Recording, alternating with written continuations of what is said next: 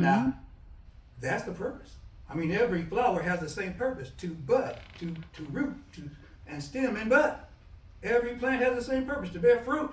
We all have the same purpose, to manifest more of the divinity, more of that which calls us into being.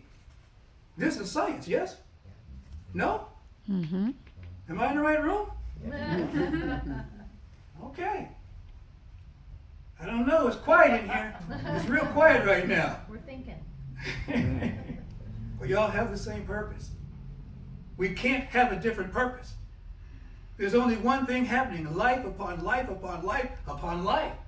There's no such thing as life after death, but there's life after life after life.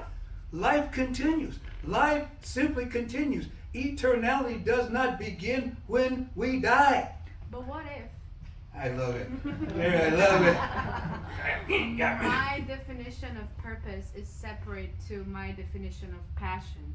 And if passion for me doesn't really include divinity. Is there a question? Yeah, no. Just Just putting it out there. Help me with this definition. Well, I don't understand what is there a problem. I don't know. It sounds. What you say sounds beautiful to me. It's like if I go for what I'm passionate about, I'm not necessarily in line with my divinity. Okay, thank you. If I go for my passion, I'm not necessarily in line with my divinity. You cannot not be aligned with your divinity. Mm-hmm. That's impossible. It's not possible. You are the essence of the divine made manifest. What Dr. Holmes said, the manifest universe is the body of God. It is a logical and necessary outcome of the infinite self-knowledge. And he didn't make that up. I'm trying to remember the philosopher that first came up with the idea that the universe is the body of God. We ourselves are literally the limbs, the arms, the parts of divinity.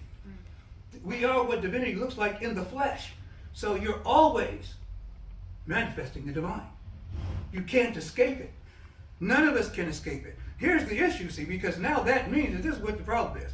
But the man said, what the problem is? This is what the problem is. The problem is because we get the idea on some level that we're one with the divine. We love being one with the divine. I like to say that's the spiritual jelly beans of consciousness, that I'm one with the divine.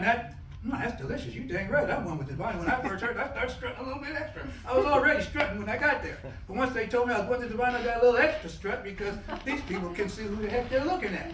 These people, they know me. They already knew when I got here I was divine. This is the right place for me.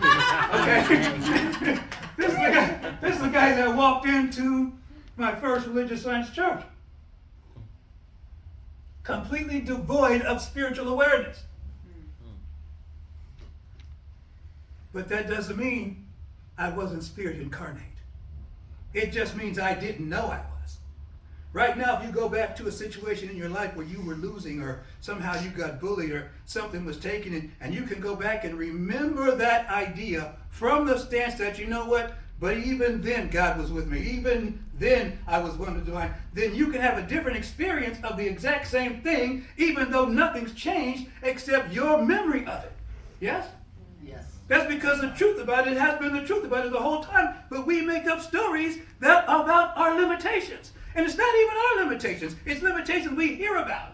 It's limitations that, it's limitations. What is that thing? I've been getting into the mirror neurons with my mom. Mirror neurons. We've been having this mirror neurons. The neurons in our mind that act like it's monkey see, monkey do. We see something. If we see an act of empathy, it will elicit an empathetic response in us as if we're actually doing that empathetic thing. Also, if we see an act of cruelty, it elicits that same response in us even if we're not doing that thing, which is why we have to be careful to what we subject our senses to, because our bodies are trying to mimic our reality because it's making it up as it goes along. It's my favorite line from The Life of Brian. He's making it up as it goes along. We're all making it up as we go along.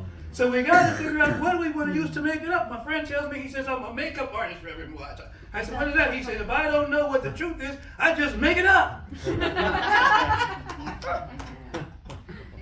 We're all makeup artists, yes? Yes, very much so.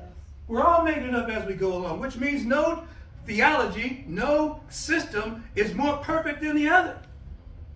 Because everybody's just doing their best to make sense of this thing called unity. One thing is clear Reciprocity is the order of the day. Reciprocity shows up in every tradition. Every tradition has reciprocity. Why? Because it's a universal law. Well, laws are universal. That's the way they work. It is done unto us as we believe. What goes around does come around. We've seen this too much to ever question it. Yes? Yes? Yes. I'm in the right room then, right? Yes. What goes around? Comes around. What goes around? Comes around. Do we know this? Yes. So stuff doesn't just go around. Stuff is just not running around like I was seeing that. What's that? The act where the guys are in the sphere on the motorbikes and they're racing around and around and I'm watching the guys. Woo, next guy goes around. It's like, well, those bikes aren't just going around. Something is causing those things to go around. Yes. And we are always at cause. We are always at cause. The universe is always at cause. But there are things happening in the universe that we don't cause because it's the universe. You say, well, you're always at cause. Yes, that's true. We're always at cause. But there's some laws here too, and that law is the big fishes eat little fishes. I say it all the time. People get tired of me saying the big fishes eat little fishes. We don't want to talk about the big fishes eat little fish because we want to be at cause and we are determining our own destiny. But in nature, they say in Africa, every zebra knows it's got to get up and outrun the fastest lion. And every lion gets up and knows it has to outrun the slowest zebra. The moral is, when in Africa, when you wake up, you run. Whatever the circumstance is, you need to get moving. And that's life. Everything is eating something else. So, my lovely sainted wife, Angela, she really doesn't like that big fish. She understands it, but she hears it so much she just gets tired of it. Because anybody comes and talks to me about anything in 5 minutes, 10 minutes, I'll be talking about big fishes eating little fishes. Because I think that's a supreme spiritual truth we have to accept, because now we're dealing with death. Do you understand what I'm saying? Now we're dealing with death. Now we're talking about this thing called death. That's the big fish. That's the big, I love it. That's the big fish. So I work out in the garden a lot. I'm loving getting my hands in it. I got aeoniums growing everywhere. I'm really proud of them. Look at me, look at me. But I have a gentler way of saying this now. What I notice is every plant in the garden is reaching for the heavens. Mm-hmm. Everyone is stretching for the light. And they will do anything to get the light. The vine that crawls on the ground will crawl up the tree and choke it to death to get the light. Are you feeling me on this? Yes. This is reality. This is the friendship we have to cultivate. We have to recognize that there's an ebb and a flow, and an ebb and a flow, that we aren't separate from the ebb and flow, that we ourselves are ebbing and flowing. Our own heartbeat is, it's an ebb and a flow. Our breath is an ebb and a flow. It means that life is continuing to happen in it's a poetry in motion. It's a